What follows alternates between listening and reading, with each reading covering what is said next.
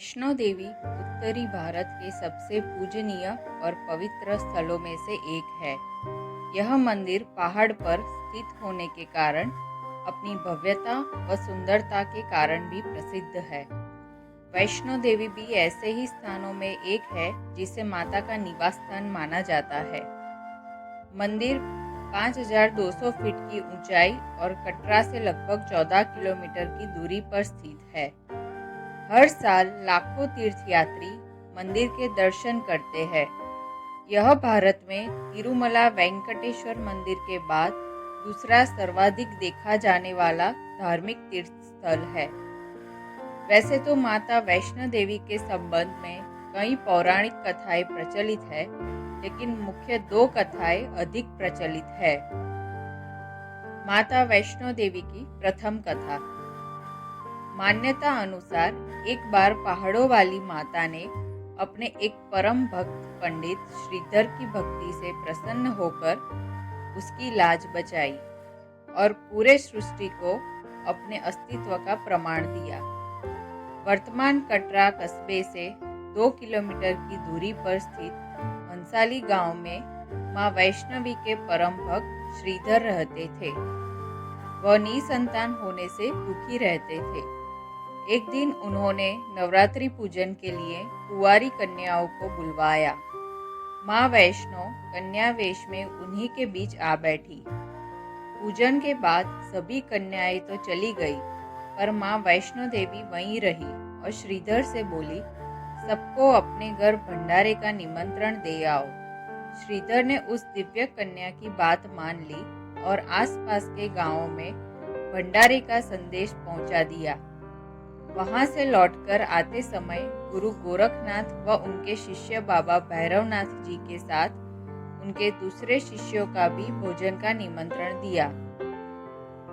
भोजन का निमंत्रण पाकर सभी गांववासी अचंभित थे कि वह कौन सी कन्या है जो इतने सारे लोगों को भोजन करवाना चाहती है।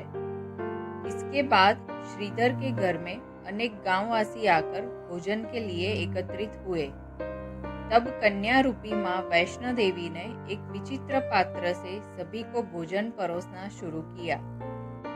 भोजन परोसते हुए जब वह कन्या भैरवनाथ के पास गई, तब उसने कहा कि मैं तो खीर पूड़ी की जगह मांस भक्षण और मदिरा पान करूंगा।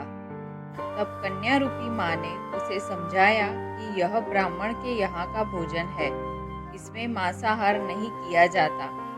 किंतु भैरव ने जानबूझकर अपनी बात पर अड़ा रहा। जब भैरवनाथ ने उस कन्या को पकड़ना चाहा, तब मां ने उसके कपट को जान लिया। मां ने वायु रूप में बदलकर त्रिकुट पर्वत की ओर उड़ चली। भैरवनाथ भी उनके पीछे गया।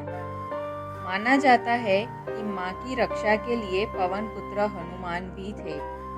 मान्यता अनुसार उस वक्त भी हनुमान जी माता की रक्षा के लिए उनके साथ ही थे। हनुमान जी को प्यास लगने पर माता ने उनके आग्रह पर धनुष से पहाड़ पर बाण चलाकर एक जलधारा निकाला और उस जल में अपने केश धोए। आज यह पवित्र जलधारा बाणगंगा के नाम से जानी जाती है, जिसके पवित्र जल का पान करने या इससे स्नान करने से श्रद्धालुओं की सारी थकावट और तकलीफें दूर हो जाती है। इस दौरान माता ने एक गुफा में प्रवेश कर 9 माह तक तपस्या की। भैरवनाथ जी उनके पीछे वहां तक गया। तब एक साधु ने भैरवनाथ से कहा कि तू जिसे एक कन्या समझ रहा है, वह आदि शक्ति जगदम्बा है, इसलिए उस महाशक्ति का पीछा छोड़ दे। भैरवनाथ साधु की बात नहीं मानी। तब माता गुफा की दूसरी ओर से मार्ग बनाकर बाहर निकल गई। यह गुफा आज भी अर्धकुमारी या आदि कुमारी या गर्भजून के नाम से प्रसिद्ध है। अर्धकुंवारी के पहले माता की चरण पादुका भी है। यह वह स्थान है जहां माता ने भागते भागते मुड़कर भैरवनाथ को देखा था। गुफा से बाहर निकलकर कन्या ने देवी का रूप धारण किया। माता ने भैरवनाथ को चेताया। भैरव ने फिर भी हार नहीं मानी।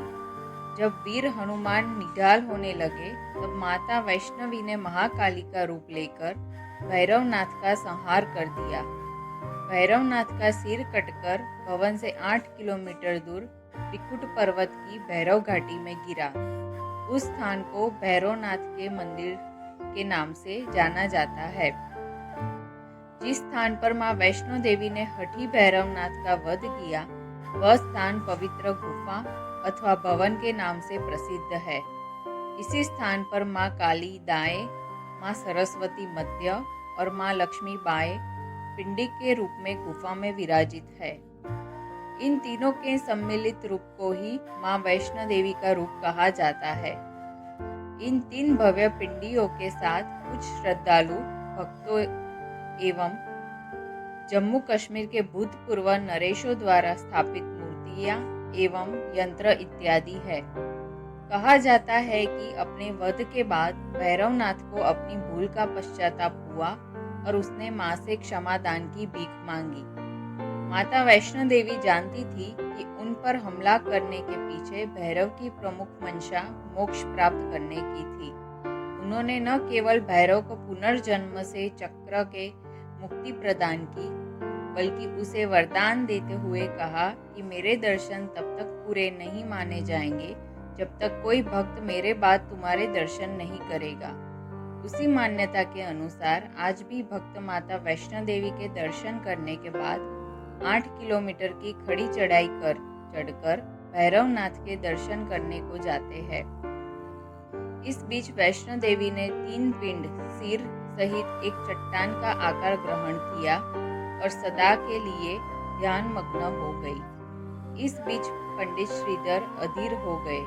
वे त्रिकुटा पर्वत की ओर उसी रास्ते आगे बढ़े जो उन्होंने सपने में देखा था। अंततः वे गुफा के द्वार पर पहुंचे। उन्होंने कई विधियों से पिंडों की पूजा को अपनी दिनचर्या बना ली। देवी उनकी पूजा से प्रसन्न हुई। वे उनके सामने प्रकट हुई और उन्हें आशीर्वाद दिया। तब से श्रीधर और उनके वंशज देवी मां वैष्णो देवी की पूजा करते आ रहे हैं। माता वैष्णो देवी की अन्य कथा। हिंदू पौराणिक मान्यताओं में जगत में धर्म की हानि होने और अधर्म की शक्तियों के बढ़ने पर आदि शक्ति के सत, रज और तम 3 रूप महासरस्वती, महालक्ष्मी और महादुर्गा ने अपनी सामूहिक बल से धर्म की रक्षा के लिए एक कन्या प्रकट की। यह कन्या त्रेता युग में भारत के दक्षिणी समुद्री तट रामेश्वर में पंडित रत्नाकर की पुत्री के रूप में अवतरित हुई। कई सालों से संतानहीन रत्नाकर ने बच्ची को त्रिकुटा नाम दिया, परंतु भगवान विष्णु के अंश रूप में प्रकट होने के कारण वैष्णवी नाम से विख्यात हुई। जब 9 वर्ष की होने पर उस कन्या को जब यह मालूम हुआ है कि भगवान विष्णु ने भी इस भूलोक में भगवान श्री राम के रूप में अवतार लिया है, तब वह भगवान श्री राम को पति मानकर उनको पाने के लिए कठोर तप करने लगी। जब श्री राम सीता हरण के बाद सीता की खोज करते हुए रामेश्वर पहुंचे, तब समुद्र तट पर ध्यानमग्न कन्या को देखा। उस कन्या ने भगवान श्री राम से उसे पत्नी के रूप में स्वीकार करने को कहा। भगवान श्री राम ने उस कन्या से कहा कि उन्होंने इस जन्म में सीता से विवाह कर एक पत्नी व्रत का प्रण लिया है, किंतु कलियुग में मैं कल्कि अवतार लूंगा और तुम्हें अपनी पत्नी रूप में स्वीकार करूंगा। उस समय तक तुम हिमालय स्थित त्रिकुट पर्वत की श्रेणी में जाकर तप करो और भक्तों के कष्ट और दुखों का नाश कर जगत कल्याण करती रहो। जब श्री राम ने रावण के विरुद्ध विजय प्राप्त किया, तब मां ने नवरात्र मनाने का निर्णय लिया। इसलिए उक्त संदर्भ में लोग नवरात्र के 9 दिनों की अवधि में रामायण का पाठ करते हैं। श्री राम ने वचन दिया था कि समस्त संसार द्वारा मां वैष्णो देवी की स्तुति गाई जाएगी। त्रिकुटा वैष्णो देवी के रूप में प्रसिद्ध होगी और सदा के लिए अमर हो जाएगी।